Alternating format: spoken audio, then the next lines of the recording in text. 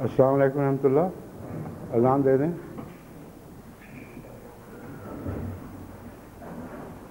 اللہ اکبر اللہ اکبر اللہ اکبر اللہ اکبر اشہد ان لا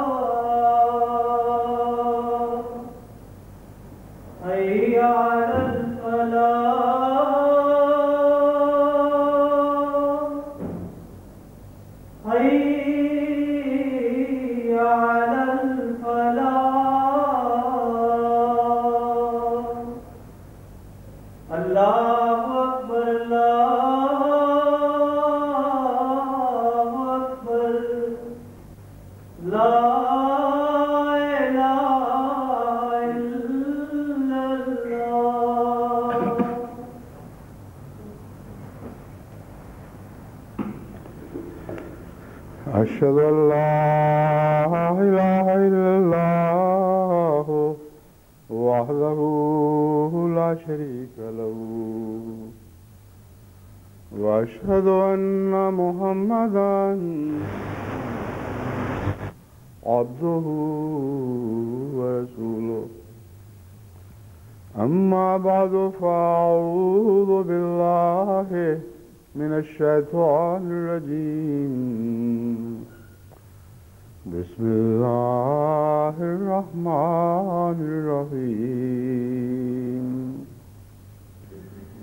الحمد لله رب العالمين الرحمن الرحيم مالك يوم الدين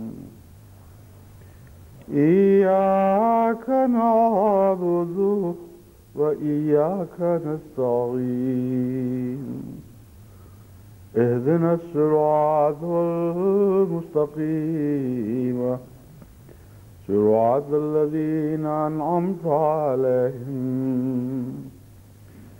غير المغضوب عليهم ولا الضالين.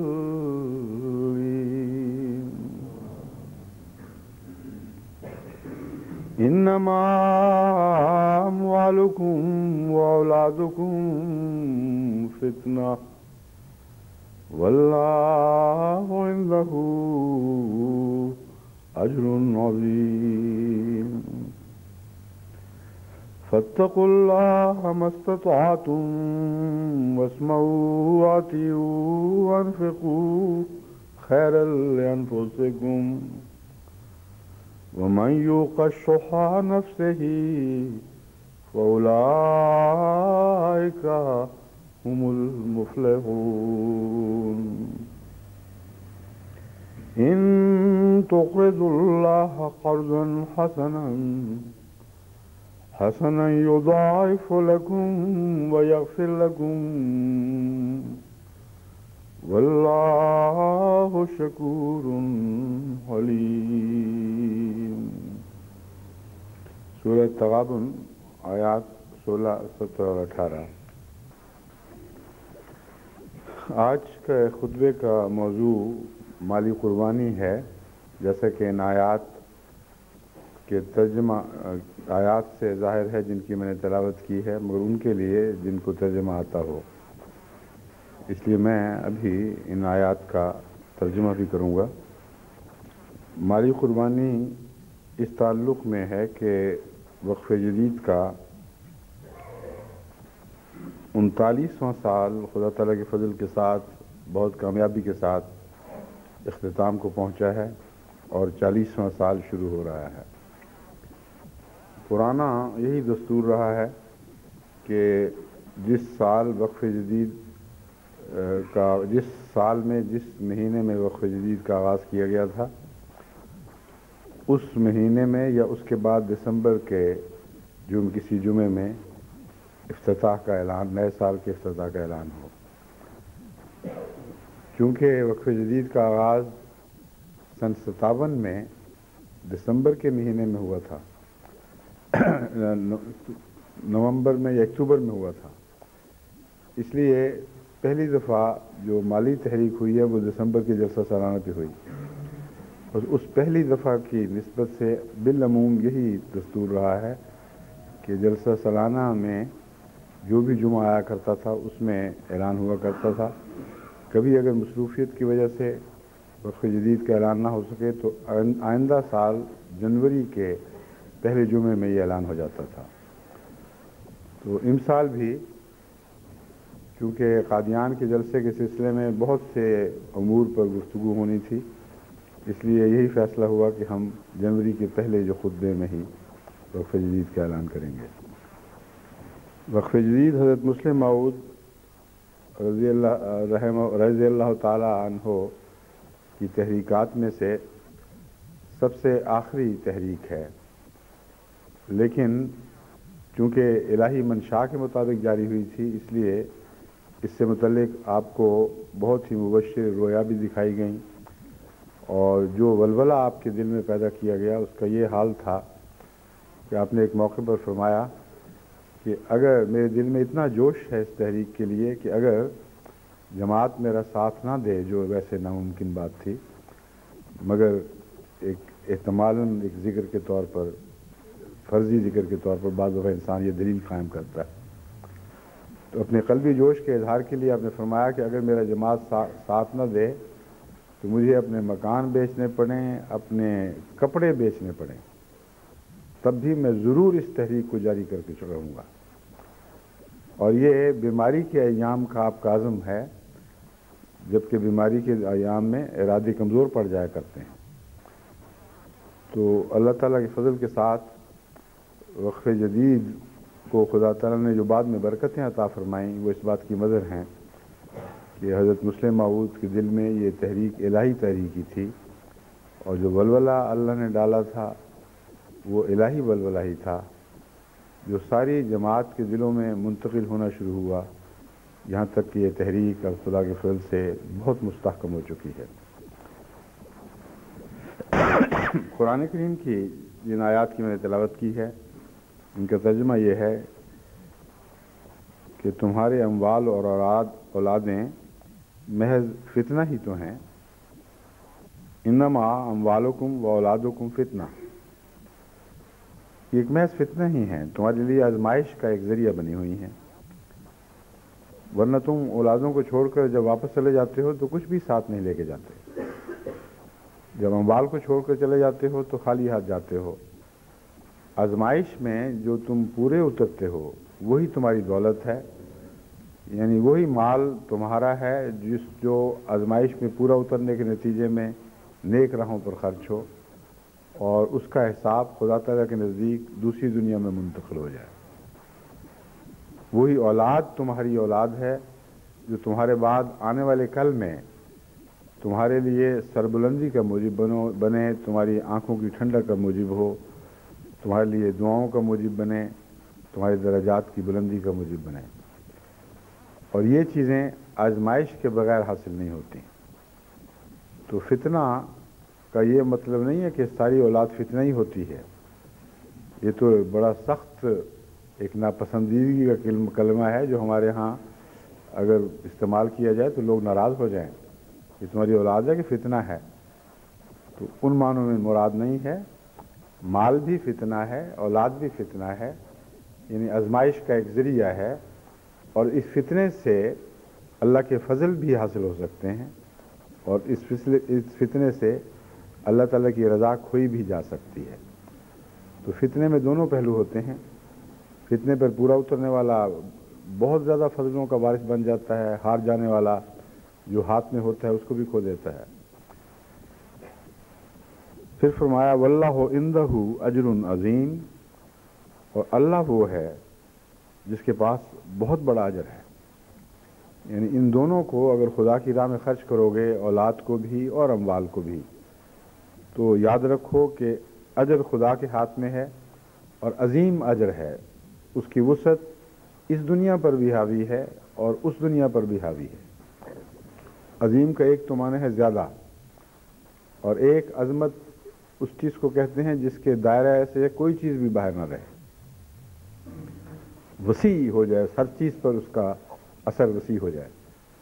تو اس پہلو سے اجر عظیم کا میں یہ ترجمہ کر رہا ہوں کہ بہت بڑا اجر، اور ایسا اجر جو دنیا پر بھی اپنی رحمت کا سایہ کیے ہوئے ہے اور آخرت پر بھی اپنی رحمت کا سایہ کیے ہوئے۔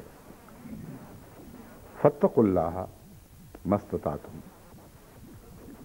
پہلے بھی میں نے اس کا ذکر کیا تھا۔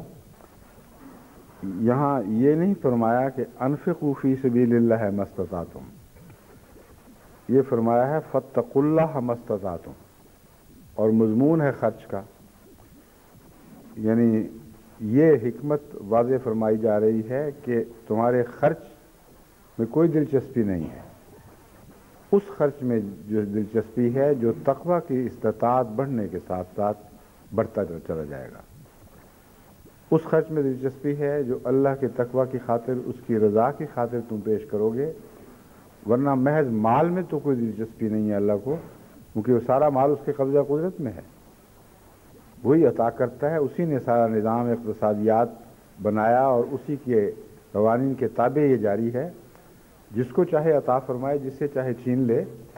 اس لیے مال کی بحث نہیں ہے، تقوی کی بحث ہے۔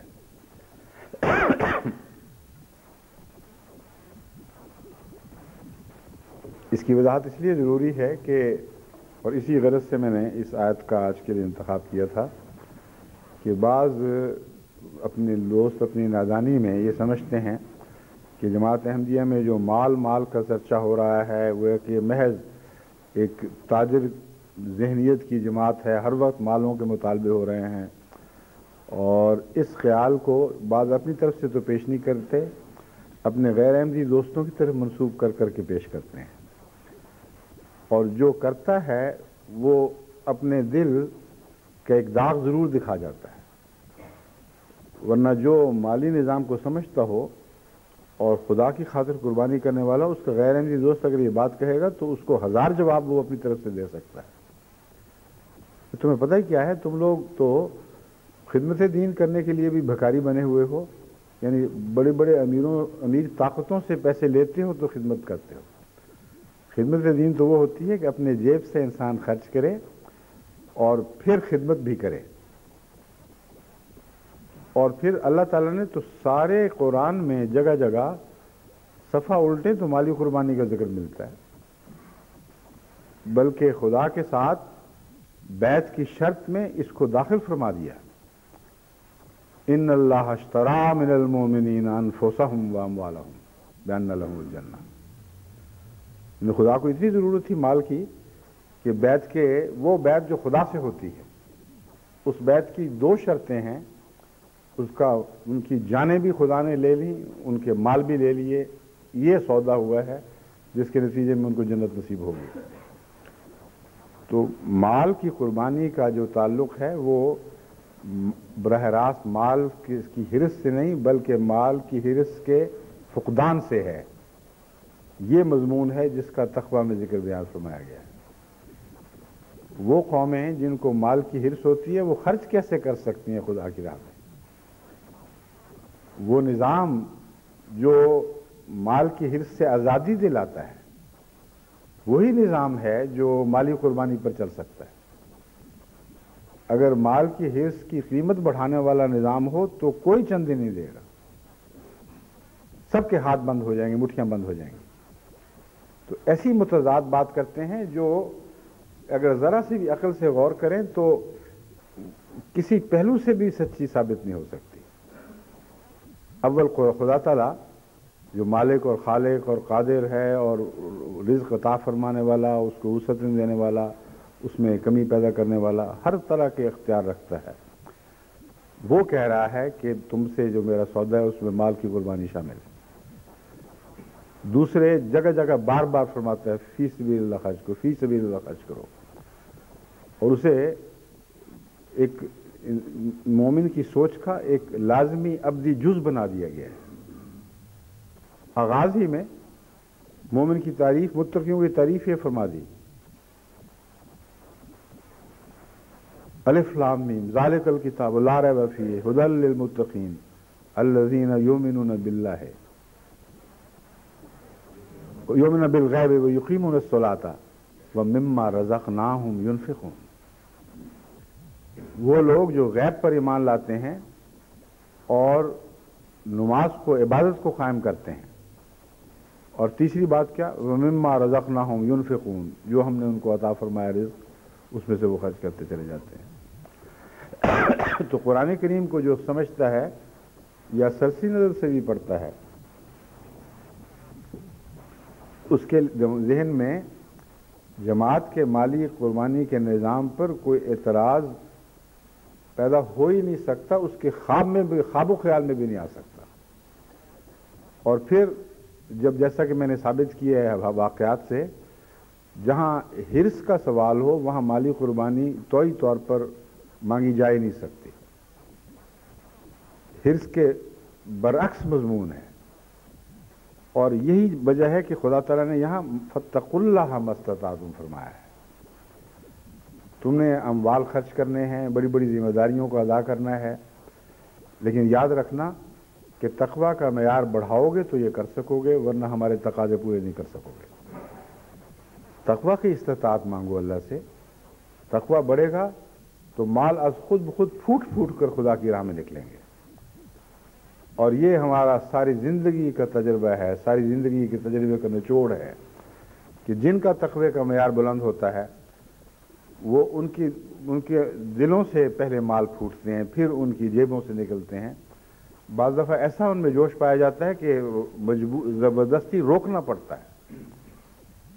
اور یہ کوئی آج کے زمانے کی بات نہیں، یہ آن حضرت صلی اللہ علیہ وآلہ وسلم کے زمانے ہی میں یہ رسمیں جاری ہوئیں، اور انہی کی آگے یہ شاخیں ہیں یا انہی کا ورثہ ہے جو ہم کھا رہے ہیں۔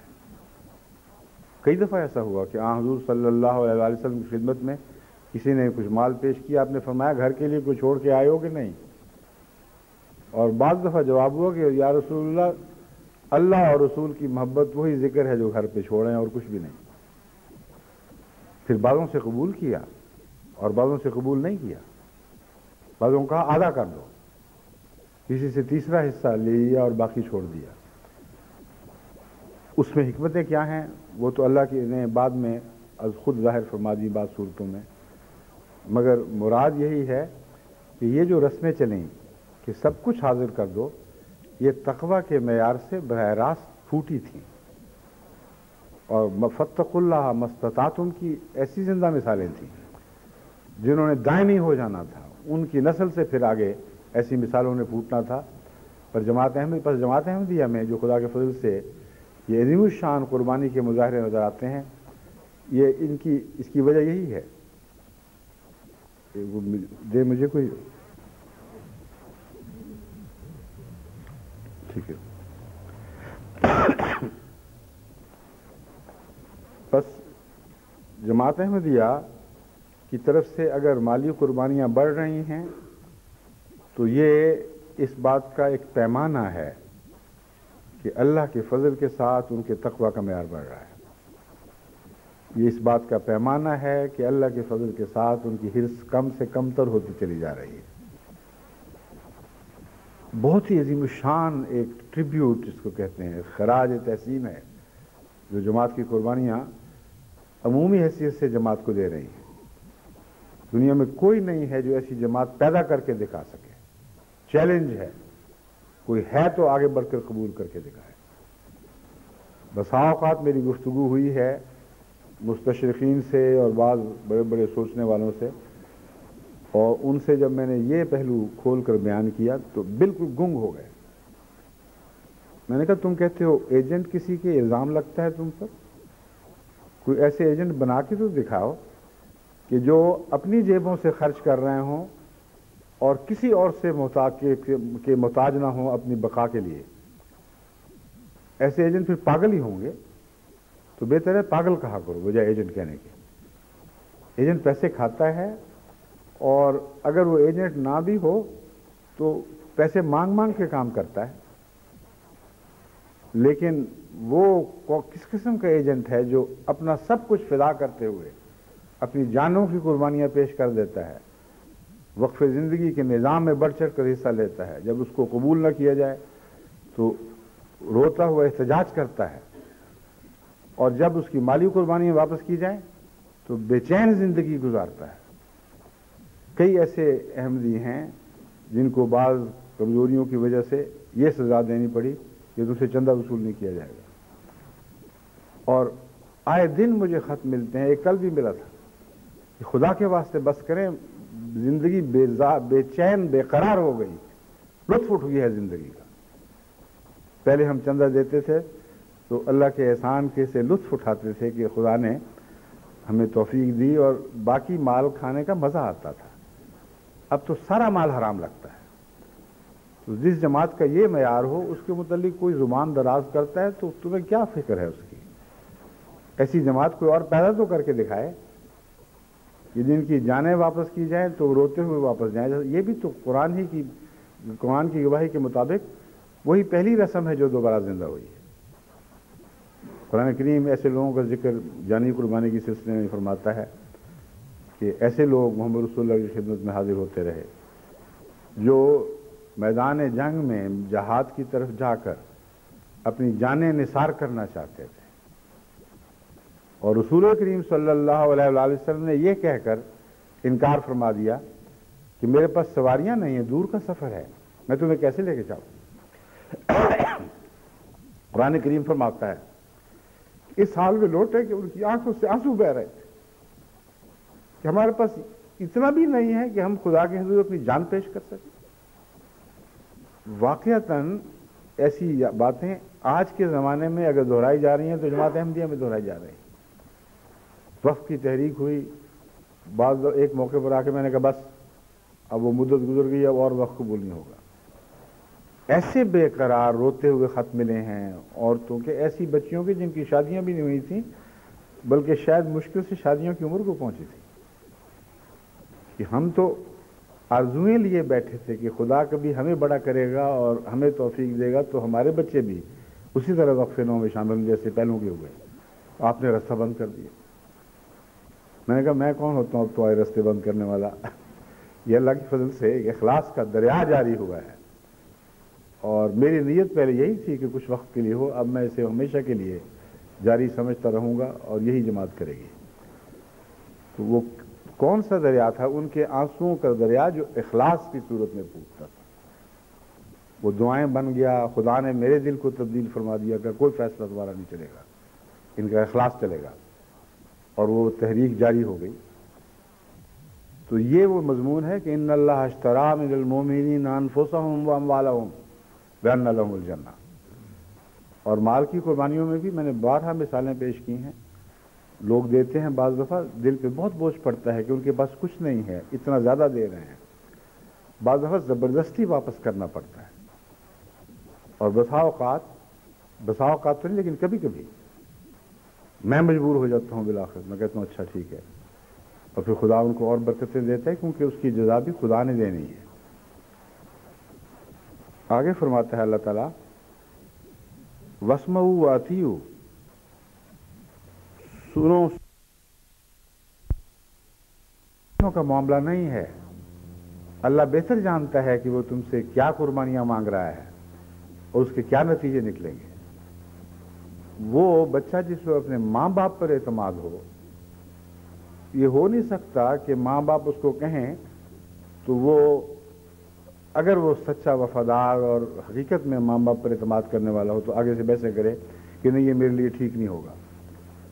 بعض بڑی عمر میں آ کر ایسی باتیں کرتے ہیں, وہ ایک الگ مسئلہ ہے. مگر بچے تو آنکھیں بند کر کے جو ماں باپ کہتے ہیں یہ اچھا ہے، اگر انہیں ماں باپ سے پیار ہے تو چل پڑتے ہیں اس راستے پر، اور وہ اچھا ہی ہوتا ہے، مگر کبھی غلطی بھی کر جاتے ہیں ماں باپ۔ لیکن اللہ تو غلطی نہیں کرتا، اللہ فرما رہا ہے تمہیں میں تو اس طرح غلطیوں سے پاک ہوں اور تمہاری ایسی بھلائی میرے پیش نظر ہے کہ تمہارے لیے تو یہی قانون جاری ہونا چاہیے، فاتقوا اللہ ما استطعتم، اللہ کا تقوی اختیار کرو جہاں تک توفیق ملتی ہے، واسمعوا واطیعوا، سنو اور اطاعت کرتے چلے جاؤ، سنو اور اطاعت کرتے چلے جاؤ، وانفقوا خیرا لانفسکم، اور انفاق کرو۔ یہاں یہ نہیں ہے کہ خیر لانفسکم، مگر ترجمہ وہی بنتا ہے۔ میں اس کا ہمیشہ یہ ترجمہ کیا کرتا تھا، انفقوا خیرا لانفسکم، تم انفاق اللہ کی راہ میں کرو، تمہارے نفسوں کے لیے بہتر ہے۔ اور بعض دفعہ کسی کو خیال آتا ہوگا کہ یہ تو گرامر کے لحاظ سے ٹھیک نہیں بنتی بات، کیونکہ انفقوا کا خیر اگر مفعول بہی ہو تو انفقوا خیرن کا مطلب ہے مال خرچ کرو، اور کس کے لیے خرچ کرو؟ اپنے نفسوں کے لیے، اپنے نفسوں پر مال خرچ کرو، یہ بن جائے گا ترجمہ۔ میرے ذہن میں اس کے 2-3 مختلف معنی تھے جو آج میں نے پرائیویٹ سیکرٹری صاحب سے کہا کہ جو اہل علم کی پرانی کتابیں ہیں سیدوا وغیرہ ان کو نکالیں، اور مجھے یقین ہے کہ بالکل درست ثابت ہوں گے، اور وہی ہوا۔ ہر بات جو امکاناً سوچی تھی ان کے معنوں کی، وہ تمام باتیں کتابوں سے نکل آئی ہیں۔ اس کو مختلف معنی دے کر پہلوں کا بھی رجحان اسی طرف گیا تھا کہ اس کا یہ ترجمہ اچھا معلوم نہیں ہوتا کہ مال خرچ کرو اپنے لیے، اس کا یہ ترجمہ اچھا لگتا ہے کہ خرچ کرو خیرا لانفسکم، جس میں ایک فعل محذوف مانتے ہیں وہ، یہ تمہارے لیے بہتر ہوگا، اور کانا کی خبر منصوب آتی ہے، اس میں جو زبر سی دکھائی دیتی ہے وہ نصب ہے، اور یہ کانا کی خبر ہوتی ہے، چنانچہ اس فعل کو مختلف شکلوں میں معذوف مانا گیا، اور بعضوں نے یہ ترکیب کی کہ کوئی اور فعل ہے، جیسے ضرور خرچ کرو، اسی قسم کا معنی کوئی میں، یا نفاقاً انفاقاً انفقوا نفاقاً، یعنی خرچ کرنا جو ہے یہ مفعول بن جائے گا، اور خیرا لانفسکم یہ اس کا بدل ہو جائے گا۔ بدل کا بھی ترجمہ کیا گیا، مفعول لہو بھی ترجمہ کیا گیا، مفعول لہو میں کے علاوہ ایک اور بھی ملتا جلتا، لاجلہ، مفعول لاجلہ۔ تو یہ سارے ترجمے پرانے مختلف بزرگوں نے اسی غرض سے کیے ہیں، تاکہ کیونکہ وہ سمجھتے ہیں کہ اس آیت کا منطوق یہ ہے، آیت کا منطوق یعنی اس کا مقصد یہ ہے کہ اگر تم خرچ کرو گے تو یہ خرچ تمہارے اپنے وجود نفسوں کے لیے بہتر ہوگا، اس لیے یہ دور کا وہمہ بھی نہ آئے دماغ میں کہ خدا پر کوئی احسان کر رہا ہو، اس کا انجام تمہارے لیے بہتر ہے۔ یہ تمام کا تمام فائدہ جو اس خرچ کے ساتھ وابستہ ہے، خود تمہیں یعنی تمہاری سوسائٹی کو بھی پہنچے گا، تمہارے اپنے نفسوں کو بھی، تمہارے اپنے خاندانوں کو بھی پہنچے گا، یہ مراد ہے۔ وَمَن یُوقَ شُحَّ نَفْسِهِ فَأُولَٰئِکَ هُمُ الْمُفْلِحُونَ، جو شخص اپنے نفس کی بدبختی کنجوسی سے بچایا جائے، جس کو اللہ تعالیٰ نفس کی خساست سے بچا لے، فَأُولَٰئِکَ هُمُ الْمُفْلِحُونَ، یہی لوگ ہوتے ہیں جو کامیاب ہوا کرتے ہیں۔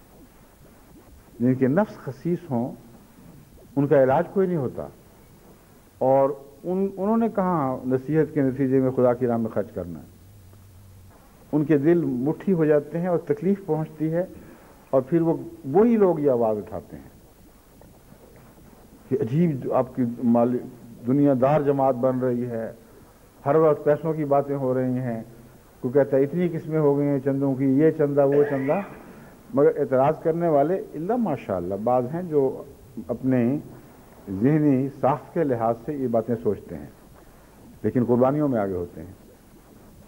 اکثر وہ ہیں جو قربانیوں کی توفیق نہیں پاتے، لیکن ہر دفعہ جب دروازہ کھٹکتا ہے تو ان کو دل کو تکلیف ہوتی ہے کہ ہم رہ گئے، اور وہ اپنے نفس کے لیے بہانہ بناتے ہیں۔ یہ تو یہ غلط رستوں پہ چل پڑی ہے جماعت، اس لیے ہمیں کوئی ضرورت نہیں ہم اسلام میں خرچ کریں۔ مگر خدا تعالیٰ نے تو ہر بات کا جواب دے رکھا ہے، ہر نفسیاتی پہلو کو چھیڑتا ہے۔ اللہ تعالیٰ قرآن کریم میں اس کا تجزیہ فرماتا ہے، اس کے ہر پہلو سے اٹھنے والے سوالات کو اٹھائے بغیر بھی ان کے جواب دیتا چلا جاتا ہے۔ وَمَن یوق شح نفسہ فاولئک هم المفلحون، جو نفس کی خساست سے بچایا جائے یہی وہ لوگ ہیں جو کامیاب ہوا کرتے ہیں۔ ان تقرضوا اللہ قرضا حسنا یضاعفہ لکم ویغفر لکم، اگر تم اللہ تعالیٰ کو قرض حسنہ دو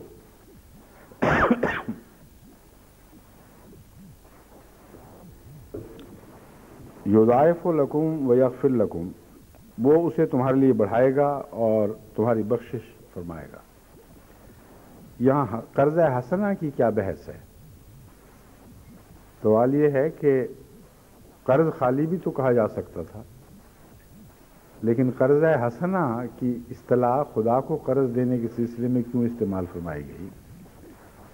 اصل بات یہ ہے کہ اللہ جب بھی کوئی انسان اس کی راہ میں خرچ کرتا ہے تو بسا اوقات دنیا میں اس کے مال بڑھا دیتا ہے، اور بڑھاتا تو ہمیشہ ہے، لیکن کبھی جلدی کبھی دیر کے بعد۔ بعض لوگوں سے یہ سلوک ہوتا ہے کہ وہ ادھر دیا ادھر مال میں برکت پڑ گئی، ادھر دیا ادھر ایک چٹھی آ گئی کہ تمہارا اتنا روپیہ پڑا ہوا تھا، تو اس سے یہ حرص پیدا ہو سکتی ہے کہ چندہ دیتے وقت انسان بڑھانے کے خیال کو دل میں جما دے کہ اب میں نے چندہ دینا ہے، مجھے ضرور بڑھے گا۔ تو اللہ فرماتا ہے کہ دیتے وقت اپنی نیتوں کو صاف رکھا کرو، اس میں بڑھانے کا تصور نہ رکھا کرو۔ خدا کی خاطر قربانی اس کی رضا کی خاطر خرچ کیا کرو، یہ قرض حسنہ ہے۔ اور جہاں تک اللہ کا تعلق ہے وہ تو بڑھاتا ہے ہی، تم قرض حسنہ دو گے تو کون سا وہ اتنا ہی تمہیں واپس کرے گا۔ خدا کی تو سنت یہ ہے یضاعف لکم ویغفر لکم، تم قرض حسنہ دو گے تو بڑھائے گا اور تمہارے لیے بخشش کا سامان کرے گا۔ اب اس میں ایک عجیب لطیف شرط داخل فرما دی، یعنی بڑھانے کا وعدہ ان سے ہے جو قرض حسنہ دیں گے، جو حرص میں دیں گے ان کے ساتھ وہ وعدہ نہیں ہے۔ بڑھا دے تو اس کی مرضی ہے، مالک ہے، لیکن یاد رکھنا جو برکت والا وعدہ ہے کہ خدا تم پر فضل فرمائے گا اور بڑھائے گا، وہ اسی صورت میں ہے کہ تمہارے دل میں حرص نہ ہو بلکہ اللہ کی محبت اور اس کی رضا کی خاطر قربانی ہو، اور یہ قرض حسنہ ہے۔ قرض حسنہ میں قرض کا مفہوم بھی داخل فرما دیا، اور یہ عجیب بات ہے کہ قرض کے دو ہی پہلو ہیں۔ ایک وہ قرض ہے جس میں آپ ضرور کچھ نہ کچھ حرص رکھتے ہیں، اور حرص کی وجہ سے بہت سے لوگ قرض دیتے اور بہت سے لوگوں کے قرض ضائع بھی چلے جاتے ہیں۔ اور ایک وہ پہلو ہے کہ کوئی حرص نہیں، بلکہ بعض دفعہ نقصان کا خطرہ ضرور پیش نظر ہوتا ہے، بلکہ اکثر اوقات رہتا ہے، اس کے باوجود دیتے ہیں۔ یہ جو دینا ہے یہ غیر معمولی اعلیٰ نیت کے سوا، پاک نیت کے سوا ممکن ہی نہیں ہے۔ تو اللہ تعالیٰ نے فرمایا قرض تو دینا ہے تم نے، یہ تو میں بتانا چاہتا ہوں کہ یہ ایسی چیز نہیں ہے جس کی خدا کو ضرورت ہے۔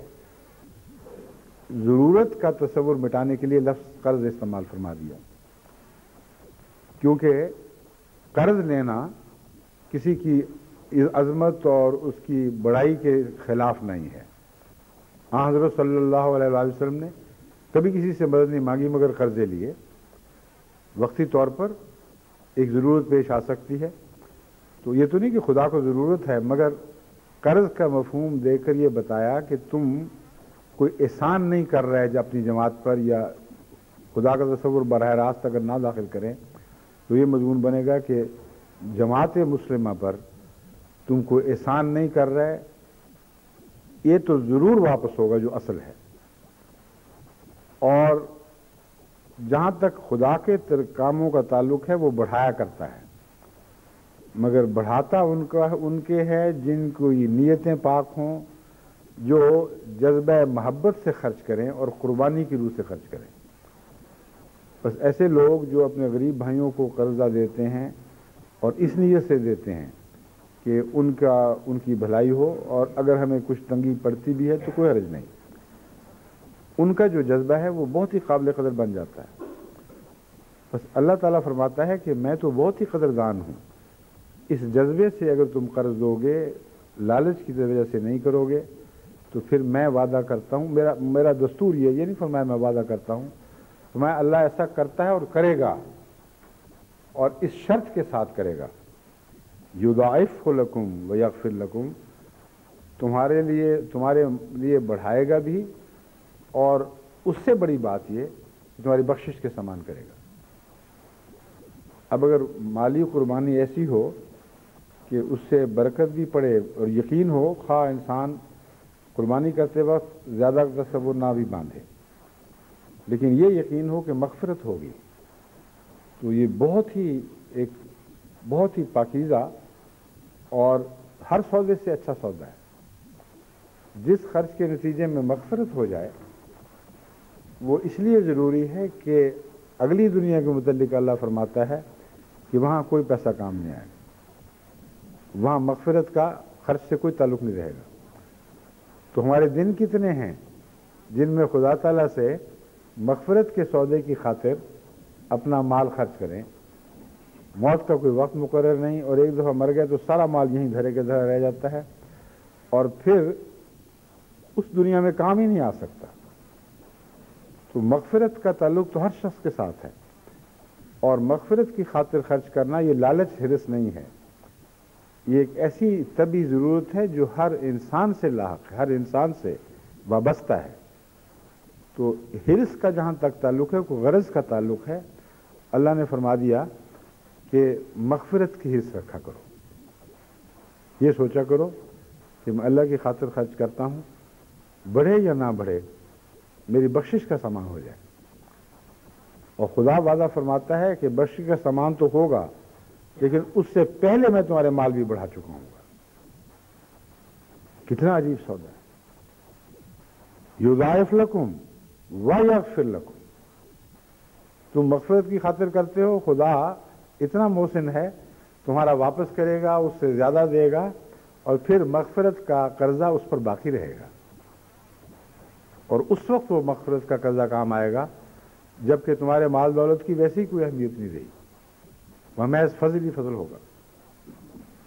واللہ شکور حلیم، اللہ تعالیٰ بہت ہی شکریہ ادا کرنے والا، یعنی شکر گزاروں کی قدر کرنے والا، اور حلیم ہے، بہت بردبار ہے، اسے کوئی جلدی نہیں ہے، باوقار ہستی ہے، اور جب چاہے تو بڑے بڑے گناہوں کو بھی معاف فرما سکتا ہے، اسے صرف نظر فرما سکتا ہے۔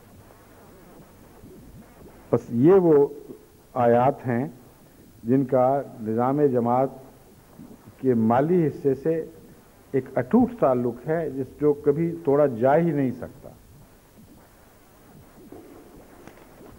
وقف جدید کے معاملے میں بھی جو اللہ تعالیٰ نے برکتیں ڈالی ہیں وہ حیرت انگیز ہیں، اور جیسا کہ میں نے بیان کیا ہے، یہ باوجود اس کے کہ ایک زائد تیسرے درجے کی تحریک تھی، جس سے بہت بالا اور مضبوط مالی نظام انجمن کے باقاعدہ مستقل چندوں کی صورت میں قائم تھا، وصیت کا نظام تھا، چندہ عام کا نظام تھا، اور پھر تحریک جدید وہ غیر معمولی اہمیت تھی، اور تحریک جدید کی برکت سے اللہ تعالیٰ کے فضل سے دنیا میں بہت خدمت اسلام ہوئی ہے۔ تو تیسرے درجے کی تحریک جس کا آغاز میں تعلق محض پاکستان اور بنگال کے دیہات سے تھا، لیکن دیکھیے اللہ تعالیٰ برکتیں کتنی ڈالتا ہے۔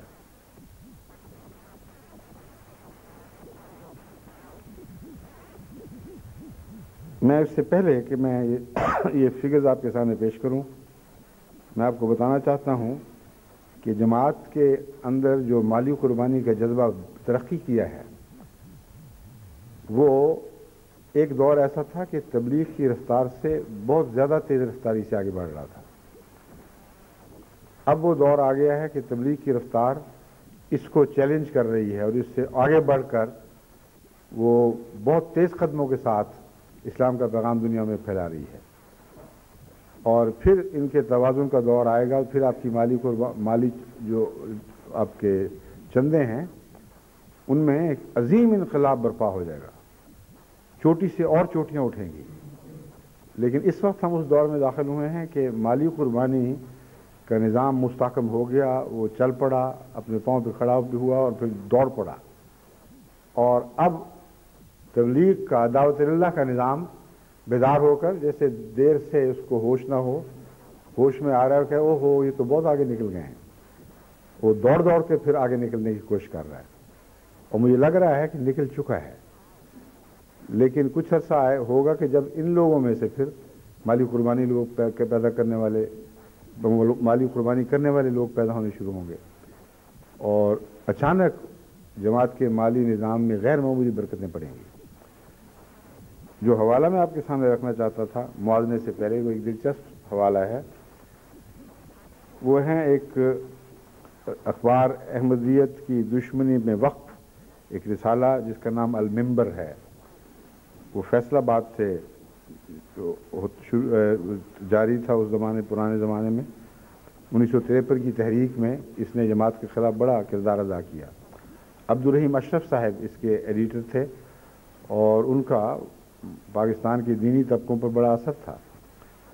1953 کی تحریک کے ناکامی کے بعد انہوں نے تجزیہ کیا ہے کہ کیا ہوا، اور بے اختیار دل سے یہ آواز نکلی کہ ہم نے سب کچھ کر لیا مگر جماعت کا کچھ نہیں بگاڑ سکے، اور جو وہ چندوں کی مثال دیتے ہیں جس سے غیر معمولی متاثر، وہ ذرا سن لیں، آپ کو اندازہ ہو کہ 1953 میں جماعت کا حال کیا تھا مالی قربانی کا۔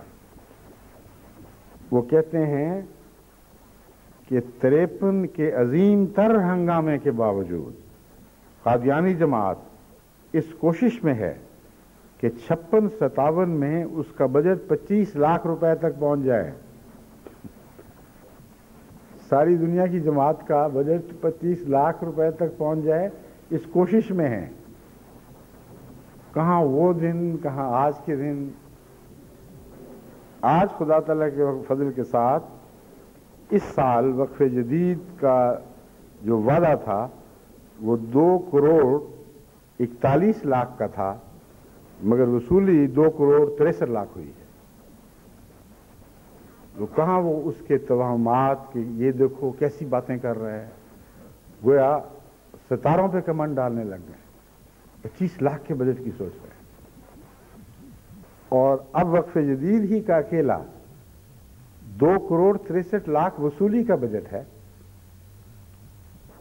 اور جہاں تک کل انجمن کے بجٹوں کا تعلق ہے اس کی برکت کا یہ حال دیکھ لیں۔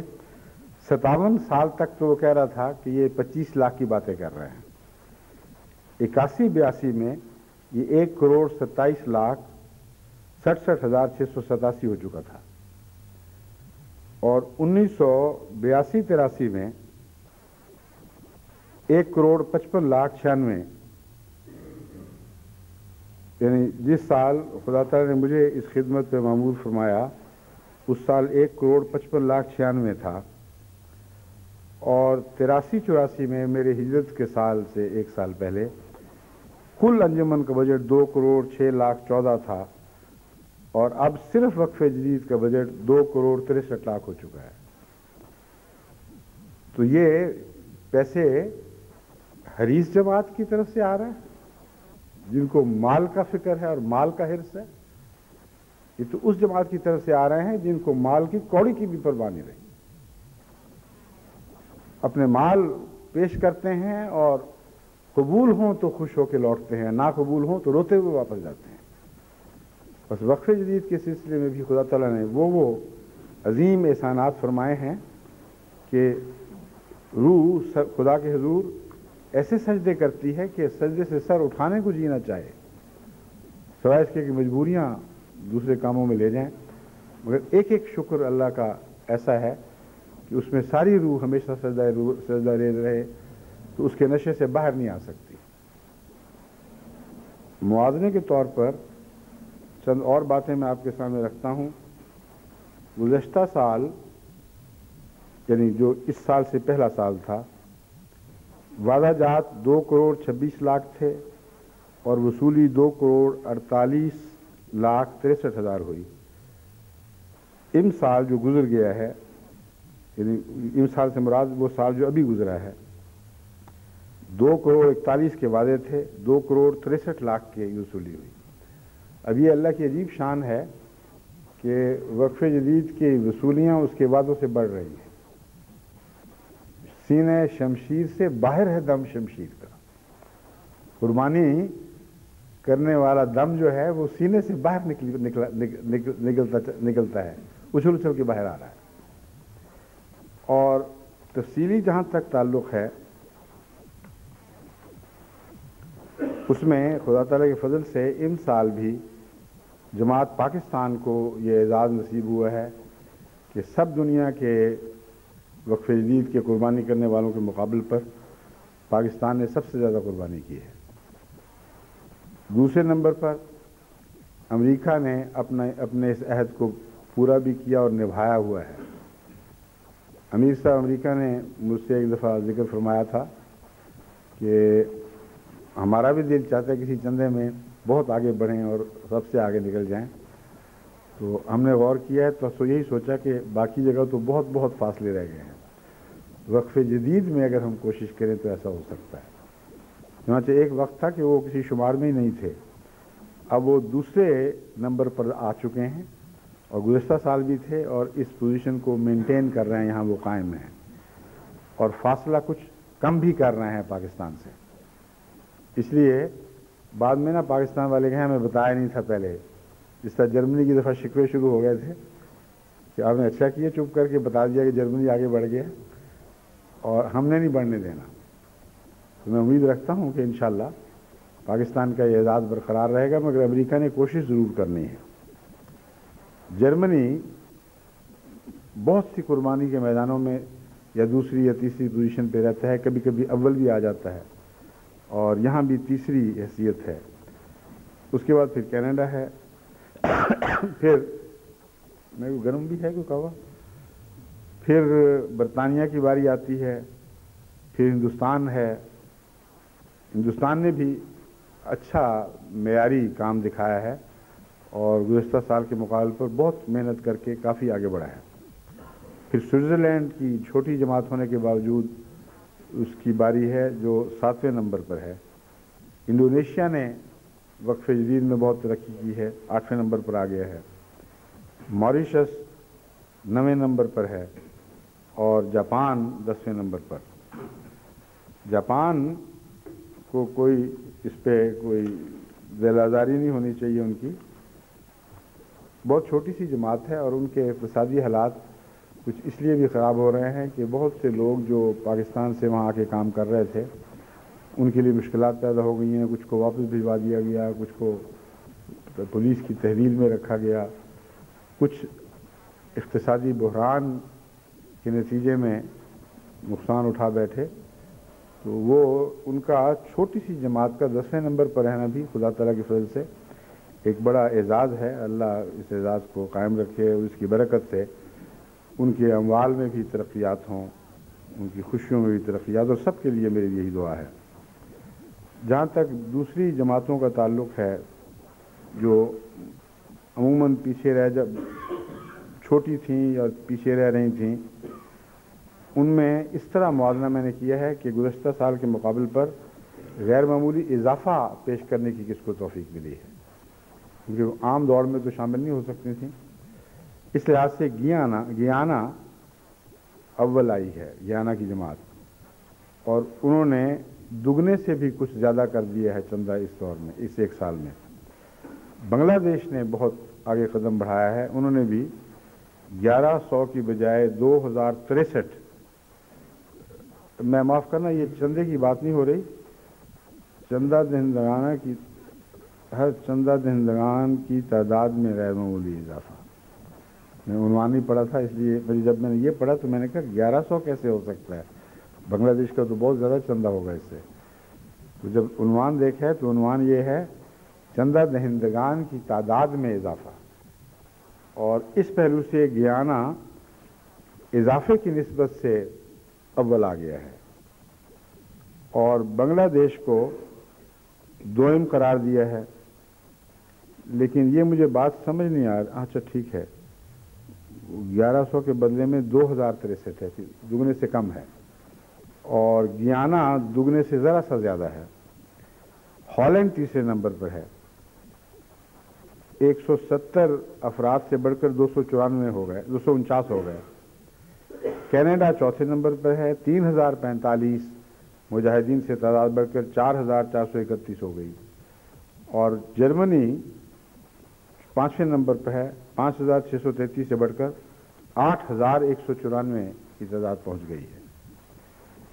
یہ جو تعداد کا مسئلہ ہے، اس کا تعلق مال سے اتنا نہیں ہے جتنا قربانی کی روح کو فروغ دینے کے لیے ہم اس پر زور دیتے ہیں۔ میں یہ سمجھتا ہوں کہ بعض دفعہ جب زیادہ تعداد بڑھائی جائے تو اس تعداد کے حساب میں بعض دفعہ خرچ زیادہ ہوتا ہے اور اس سے آمد کم ہوتی ہے۔ مثلا ایک پورا انتظام کیا جائے، ان کا حساب رکھا جائے، کلرک رکھے جائیں، پھر وہ ڈاک کے ذریعے ان کے حساب بھیجے جائیں، اور چندے بعض دفعہ اتنے تھوڑے تھوڑے ہوتے ہیں بعض غریبوں کے کہ مالی حساب پر زیادہ خرچ ہو رہا ہوتا ہے ان کی آمد کے مقابلے پر۔ لیکن ہمیں ضرورت ہے اخلاص کی، اور مالی قربانی کے بغیر اخلاص بڑھتا نہیں ہے، اور مالی قربانی کو اللہ نے تقویٰ کا ایک پیمانہ قرار دے دیا ہے، اور پھر لمبا تجربہ بتاتا ہے کہ شروع میں جو ایک پیسہ بھی قربانی کرتا ہے، خدا تعالیٰ اس کو دو طرح سے بڑھاتا ہے۔ یضاعف ہو کا مطلب یہ صرف نہیں ہے کہ مال اس کا بڑھاتا ہے، اس کے دل کی وسعتیں بڑھا دیتا ہے، قربانی کے جذبے بڑھا دیتا ہے، اور اس طرح اللہ تعالیٰ کے فضل سے نظام جماعت میں ایک نئی ترقی کا دور شروع ہو جاتا ہے۔ بس اس دفعہ بھی میں تمام دنیا کی جماعتوں کو نصیحت کرتا ہوں کہ خواہ کتنا ہی معمولی چندہ کیوں نہ ہو، میں پچھلے سال بھی اعلان کر چکا ہوں کہ یہ شرط چھوڑ دیں کہ 6 روپے کم سے کم یا 12 روپے کم سے کم یا اس کے لگ بھگ دوسری کرنسیوں میں رقم ہو۔ اگر کوئی ایک آنا بھی دے سکتا ہو تو اس کو کہیں شامل ہو جائے۔ اس کا شامل ہونا اس کی مالی دقتوں کا حل ہے، اور اس کو یہ نہیں کہنا کہ تمہارا پیسہ بڑھے گا اس لیے شامل ہو جاؤ، اس کو یہی کہنا ہے کہ تم آنا بھی دو گے تو جو تمہیں لطف آئے گا اور اللہ کی رضا حاصل ہوگی، وہ تو کروڑوں روپے بھی خرچ کر کے حاصل کی ہے تو کوئی کچھ بھی چیز نہیں۔ اس لیے قربانی کے جذبے کی خاطر اس سے ایک آنا بھی وصول کرنا ہو تو کریں، اور نو مباحین کو کثرت کے ساتھ اس میں شامل کریں۔ اب وقت ہے کہ نو مباحین جس تعداد سے بڑھ رہے ہیں اسی تعداد سے چندہ دہندگان بھی بڑھیں، بس ان کو مستقل چندے میں بھی 16ویں کی نسبت سے نہیں، 16ویں حصے کی نسبت سے نہیں، بلکہ حسب توفیق، اور یہ مضمون بھی مستطاعتم سے مجھے ملا ہے۔ فاتقوا اللہ مستطاعتم، تم اللہ کا تقوی اختیار کرو جتنی استطاعت ہے۔ تو نئے آنے والوں کی استطاعت کچھ کم ہوتی ہے، بس بعض دفعہ بہت بڑھ جاتی ہے۔ ایسے بھی آئے ہیں جنہوں نے آتے ہی فوراً قربانیوں میں حصہ لیا اور انہوں نے کہا کہ ہم برابر کا حصہ لیں گے، لیکن عموماً یہی دیکھا گیا ہے۔ اگر یہ نہ ہوتا تو اللہ تعالیٰ کیوں کہتا کہ تعریف قلب کی خاطر ان پہ خرچ بھی کرو؟ یعنی آغاز میں یہ حال ہوتا ہے بعض دفعہ آنے والوں کا کہ ان کی دلداری کے لیے کچھ نہ کچھ، ان کی ضرورتیں اقتصادی بدحالی کو دور کرنے کے لیے کئی وجوہات سے کچھ خرچ کرنا پڑتا ہے۔ جلسوں پر بلاتے ہیں تو کرایہ دے کر بلاتے ہیں، پھر وہ وقت آتا ہے کہ وہ چندے لے کر اپنے خرچ پر چندے دینے کے لیے آتے ہیں، مگر آغاز میں کچھ قربانی لازم ہے۔ اگر بغیر قربانی کے اسی حال پہ وہ ٹھنڈے ہو گئے تو پھر آپ کے لیے ان کو قربانی کے مزے دینا مشکل ہو جائے گا، ان کو پتہ ہی نہیں ہوگا کہ قربانی کا مزہ ہے کیا۔ بس ان کو بھی وقف جدید میں شامل کریں۔ اس ضمن میں یورپ کی جماعتوں اور مغرب کی جماعتوں سے خصوصاً یہ درخواست کرتا ہوں کہ اپنے ہر ماں باپ اپنی اولاد پر نظر رکھیں اور جہاں وہ کمانے والے بنیں ان کو یہ تحریک کریں کہ پہلے ہفتے کی آمد وہ مسجدوں میں دیں، اور یہ نیک روایت حضرت مسلم موعود کے زمانے سے قائم ہے۔ اور جہاں تک میرے سے مشوروں کا تعلق ہے، میں ہر ایک کو یہی بتاتا ہوں۔ وہ کہتے ہیں ہم خدا نے برکت دی ہے، کیا کریں؟ میں کہتا ہوں پہلے ہفتے کی آمد وہ مسجد کے لیے دے دو، دوسرے فوری طور پر چندہ باقاعدہ دینا شروع کر دو، 16 حصے کا حساب کر کے، اگر زیادہ کی توفیق نہیں تو یہ ضرور دو۔ تو اللہ تعالیٰ جو فرماتا ہے تمہاری اولاد بھی فتنہ ہے، تو یہ بھی ایک فتنے کا موقع ہوتا ہے۔ اولاد خوشحال ہو گئی ہے، ماں باپ سمجھتے ہیں ان کو کیوں چندوں میں ڈالیں خام خواہ، ہم جو دے رہے ہیں، جس کا مطلب یہ ہے کہ آپ بھی ہار گئے، آپ کا دیا ہوا بھی گیا۔ اگر چندے کا شوق ہی نہیں اور یہ سمجھتے ہی نہیں کہ باعث سعادت ہے، تو اولاد کو بھی آپ نہیں کریں گے، اور آپ کے چندے کے اوپر سے بھی ایک اور روشنی پڑ جائے گی جو ایک غلط روشنی ہوگی۔ یعنی آپ پہلے دیتے تھے مصیبت سمجھ کے دیتے تھے، چٹی سمجھ کے دیتے تھے، جو اولاد کو چٹی سے بچا رہے ہیں۔ بس فتنوں کا مقابلہ کرنا ہے، ہر فتنے کا موقع ایسا ہمارے سامنے آنا چاہیے کہ ہم اس کو شکست دے کر خدا کی رضا کم کرنے کی بجائے اس کو بڑھاتے ہوئے آگے بڑھیں۔ فیکس کے لحاظ سے بھی ہم نے موازنہ کیا ہے۔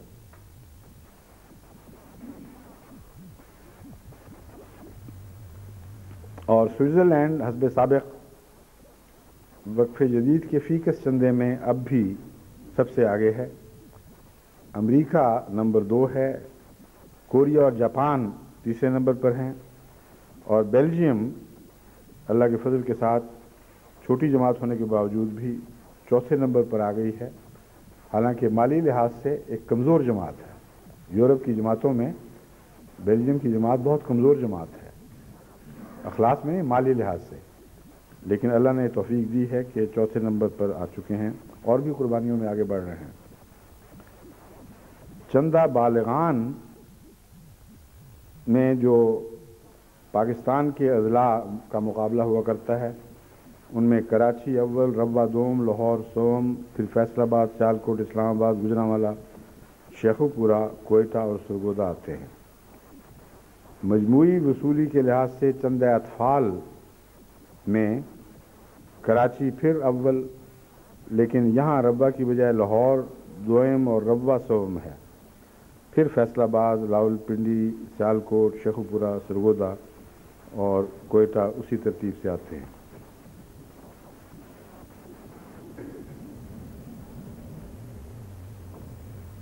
وقف جدید کی جو تحریک ہے، یہ وقف جدید بیرون جب سے تحریک شروع ہوئی ہے، اگرچہ اس آمد میں سے بہت حد تک انہی علاقوں میں خرچ ہوا ہے جن علاقوں کی خاطر یہ تحریک قائم کی گئی تھی، یعنی پاکستان، ہندوستان اور بنگلہ دیش۔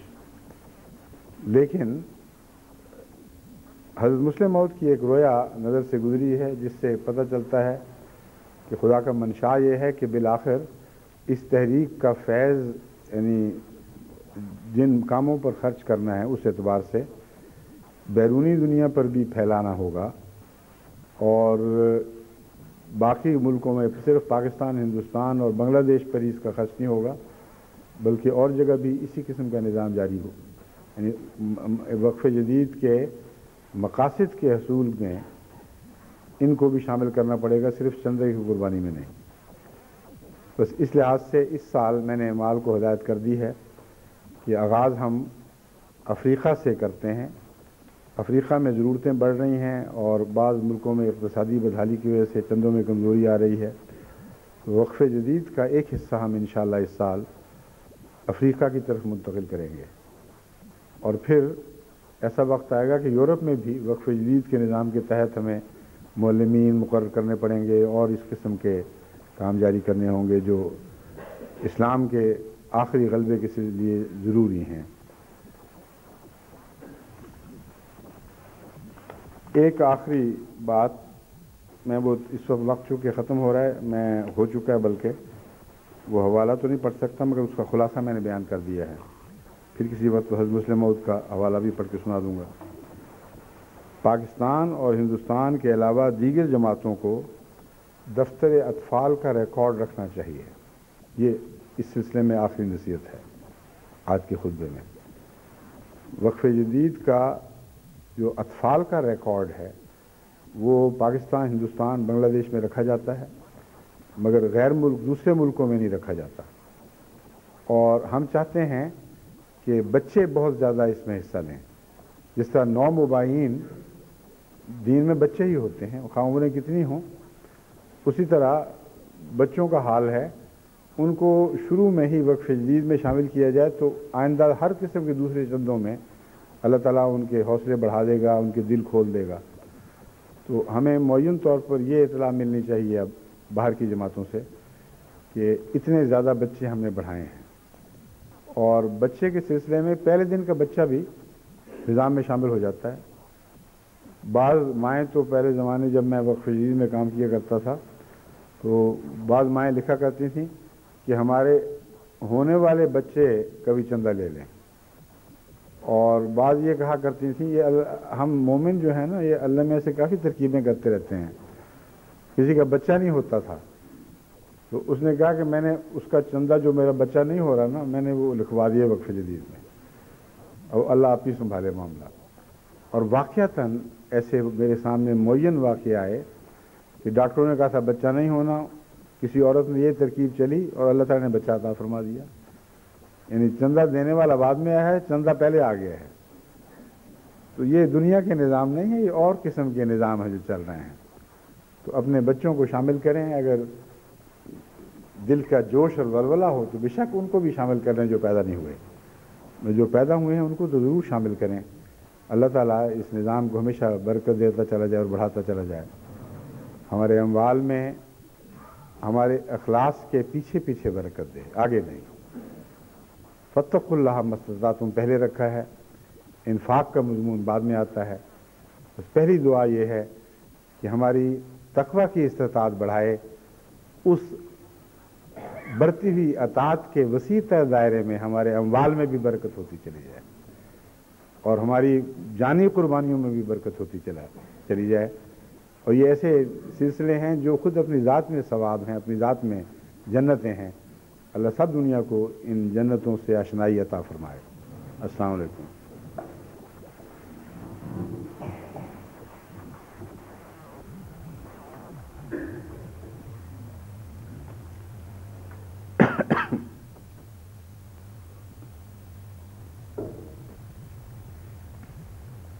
الحمد لله نحمده ونستعينه ونستغفره ونؤمن به ونتوكل عليه ونعوذ بالله من شرور أنفسنا ومن سيئات أعمالنا.